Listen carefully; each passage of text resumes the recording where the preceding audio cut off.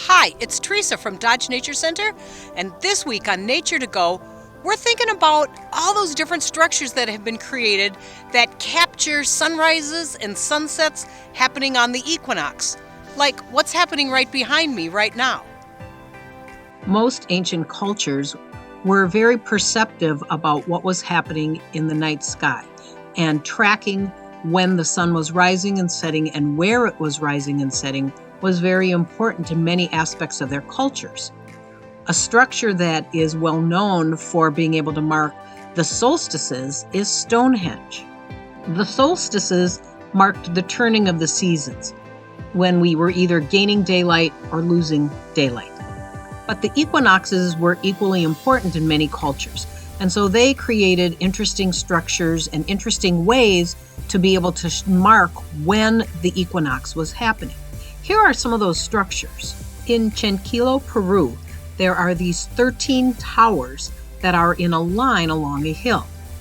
The center one marks where the equinox is. The sun rises and sets right in line with that middle one. This is Angkor Wat in Cambodia. On the equinox, the sun rises directly in line with the center pyramid, looking like it's sitting atop of that center tower. This location is Machu Picchu.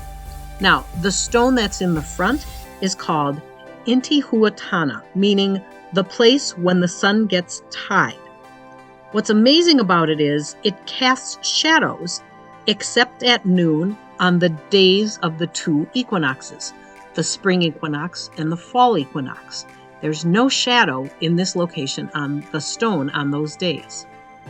This is Chichen Itza, and they used a lot of serpentry imagery in this particular area.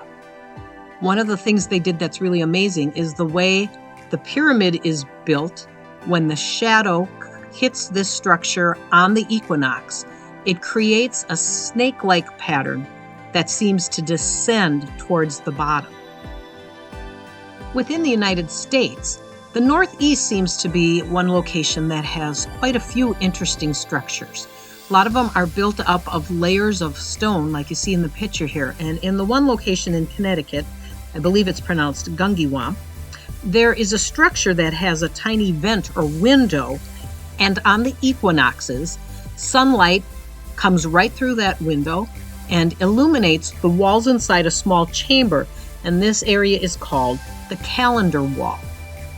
This is just a small number of locations that you can find where structures have been built to mark the location of the sun at sunrise and sunset on the equinoxes. And while there isn't a single structure in West St. Paul, there is an interesting phenomenon that happens at the equinoxes here in town.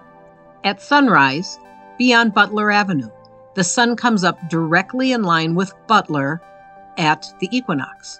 Then at sunset, head over to Marie Avenue. A good spot to watch the sunset is fairly close to the main entrance into the Nature Center. The sun sets directly in line with Marie Avenue on the equinox. And it'll do this same pattern, sunrise by Butler, sunset by Marie, over the next couple of days. It's always interesting to watch the sun and watch its changing position over the course of the year. Thanks for joining me for this episode of Nature to Go. We'll talk to you again next time.